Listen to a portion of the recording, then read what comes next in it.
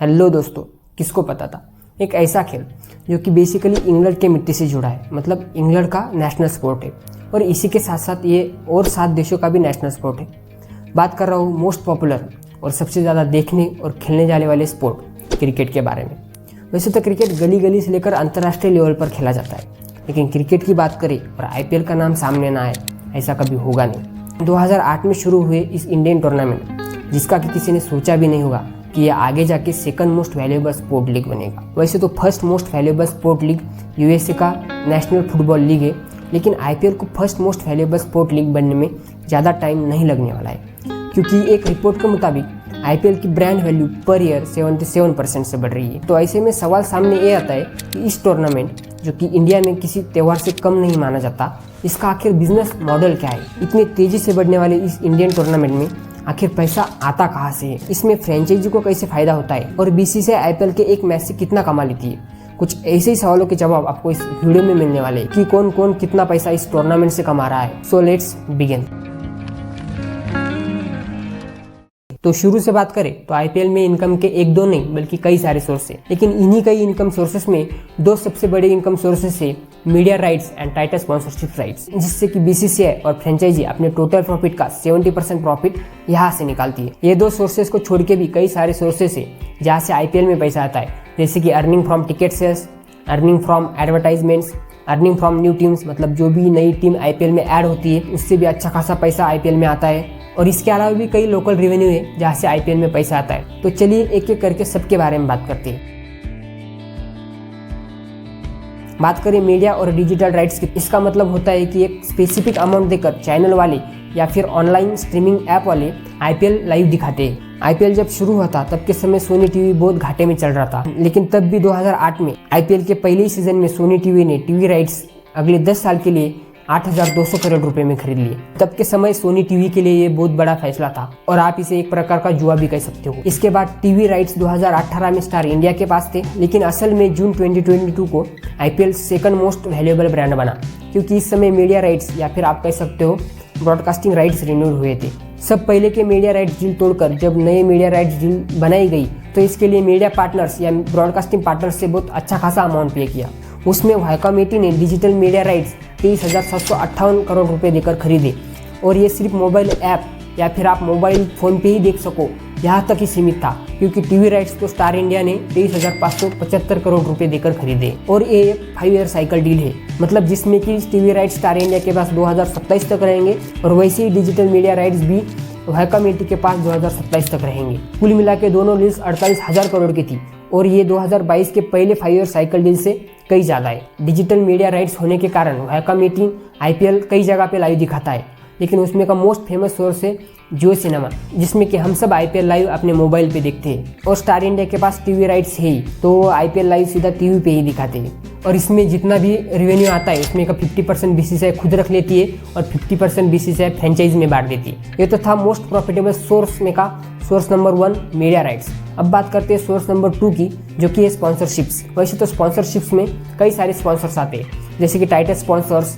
Official sponsors, umpire sponsors और strategic time out sponsors. लेकिन इन्हीं सारे स्पॉन्सर्स में सबसे मेन स्पॉन्सरशिप है टाइटल स्पॉन्सरशिप, क्योंकि आईपीएल में सबसे ज़्यादा पैसा इसी से आता है। तो बात करें टाइटल स्पॉन्सरशिप की, तो इसका सिंपली मीनिंग होता है कि अपना नाम आईपीएल से जोड़ने की स्कीम, जैसे कि डीएलएफ आईपीएल, विवा आईपीएल, टाटा आईपीएल, इस प्रकार से जो भी कंपनी ज़्यादा बोली लगाती है टाइटल स्पॉन्सरशिप उसी को मिलती है। यानी क्रिकेट में एक प्रकार का अपना ब्रांड प्रमोशन करवाना, और यही आईपीएल का सेकंड मोस्ट इनकम सोर्स है। फिलहाल टाटा कंपनी आईपीएल का टाइटल स्पॉन्सर है, जिसमें कि उन्होंने 2022 और 2023 ऐसे 2 सीजन के लिए 670 करोड़ में टाइटल स्पॉन्सरशिप अपने नाम कर ली थी। 2022 से पहले टाइटल स्पॉन्सरशिप विवो के पास थी, लेकिन विवो ने बीच में ही टाइटल स्पॉन्सर डील तोड़ दी, और इसी के कारण विवो अभी तक बीसीसीआई को टर्मिनेशन चार्ज पे कर रहा है। क्योंकि कोई भी डील करने से पहले एक बॉन्ड किया जाता है, जिसमें कि क्लियर मेंशन होता है कि आप कोई भी डील बीच में ही नहीं तोड़ सकते हो। और क्योंकि विवो ने कुछ ऐसा ही किया है, विवो इसका टर्मिनेशन चार्ज अभी भी बीसीसीआई को पे कर रहा है। हाल ही में टाटा ने अगले 5 साल के लिए 2,500 करोड़ देकर टाइटल स्पॉन्सरशिप अपने नाम कर ली है। मतलब 2024 से लेकर 2028 तक आईपीएल का टाइटल स्पॉन्सर टाटा ही रहेगा, और ये अब तक की टाइटल स्पॉन्सरशिप के लिए दिए जाने वाले अमाउंट में से सबसे बड़ी अमाउंट है। और तो और टाटा WPL का भी टाइटल स्पॉन्सर है, और ये टाइटल स्पॉन्सरशिप का भी टोटल प्रॉफिट में का 50% प्रॉफिट बीसीसीआई खुद रख लेती है, और 50% प्रॉफिट फ्रेंचाइजी टीमों में बांट दिया जाता है। ये तो हुई सिर्फ टाइटल स्पॉन्सरशिप की बात। अब बात करते हैं ऑफिशियल स्पॉन्सर्स या ऑफिशियल पार्टनर्स की। तो ड्रीम11, क्रेड ऐप, अपस्टॉक्स, रुपए, Saudi tourism authority, Swiggy, Instamart, ऐसे कुछ पार्टनर्स आपको देखने को मिलेंगे।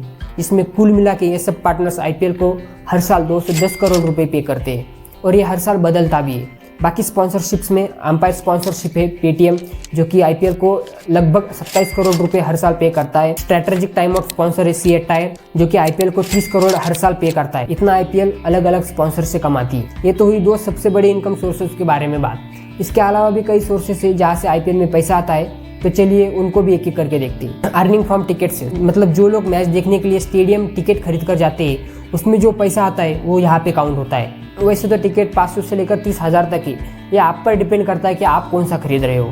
जितना ज़्यादा टिकट का प्राइस उतना ही अच्छा व्यू और उतनी ही अच्छी स्टेडियम फैसिलिटीज़ है। और टिकट प्राइस मैच या टीम पॉपुलैरिटी पे भी वेरी करता है। जितनी ज़्यादा पॉपुलर टीम या मैच होगी उतनी ज़्यादा टिकट प्राइस आपको बढ़े हुए दिखेंगे। ऑन एवरेज एक आईपीएल मैच से 5 करोड़ रुपए की कमाई हो जाती है। अगर मैच किसी टीम के होम ग्राउंड में हो रहा है तो उस प्रॉफिट का 80% प्रॉफिट उस टीम को मिलेगा और जो बचा हुआ 20% प्रॉफिट है वो बीसीसीआई खुद रख लेती है। फॉर एग्जांपल, मैच अगर वानखेड़े स्टेडियम में हो रहा है तो वानखेड़े स्टेडियम मुंबई इंडियंस का होम ग्राउंड है, तो उस मैच में जितना भी प्रॉफिट होगा उसमें का 80% प्रॉफिट मुंबई इंडियंस को मिलेगा और 20% प्रॉफिट बीसीसीआई को मिलेगा।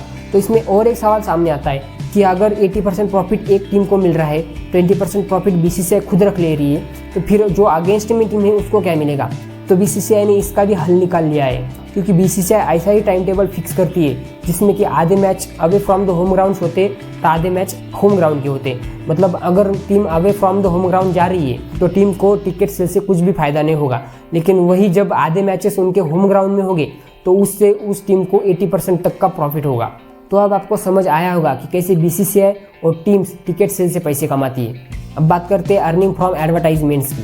एडवर्टाइजमेंट मतलब मैच के बीच में जब ओवर खत्म होता है तो उस छोटे से ब्रेक में चलती है एडवर्टाइजमेंट, जो कि आपको मोबाइल पे भी और टीवी पे भी देखने को मिलती है। इसमें आपको चिप्स बनाने वाली कंपनी से लेकर कोल्ड ड्रिंक और भी कई छोटी बड़ी कंपनी के एड्स रन होते हुए दिखाई देंगे और इस एड से उस स्पेसिफिक कंपनी के प्रोडक्ट की बिक्री भी अच्छी खासी बूस्ट होती है। एक रिपोर्ट के मुताबिक मैच के बीच आने वाला सिर्फ 10 सेकंड के एड का स्लॉट 14 लाख रुपए होता है। मतलब कंपनी को अपने 10 सेकंड का एड रन करने के लिए 14 लाख रुपए पे करने पड़ते हैं। और नए रिपोर्ट के मुताबिक तो कंपनी को अपने 30 सेकंड का एड रन करने के लिए 1 करोड़ तक देने पड़ सकते हैं और इसका कारण रिन्यूड 5 ईयर साइकिल डील भी हो सकता है। इसीलिए कंपनीज को अभी अपना एड रन करने के लिए अच्छा खासा अमाउंट पे करना पड़ेगा। और बीसीसीआई का जो टोटल प्रॉफिट है उसमें का 20% प्रॉफिट तो सिर्फ एड से ही आता है। इसके अलावा जब कोई न्यू टीम आईपीएल में ऐड होती है तो इससे भी अच्छा खासा पैसा बीसीसीआई को मिलता है। हाल ही की बात करें तो 2022 में ये लखनऊ सुपर जायंट्स और गुजरात टाइटन ऐसे 2 नई टीम्स आईपीएल में ऐड हुई है और सिर्फ इसी से बीसीसीआई ने 12,500 करोड़ से अधिक कमाए। इसमें आरपीएसजी ग्रुप ने एलएसजी फ्रेंचाइजी को 7,090 करोड़ में खरीदा,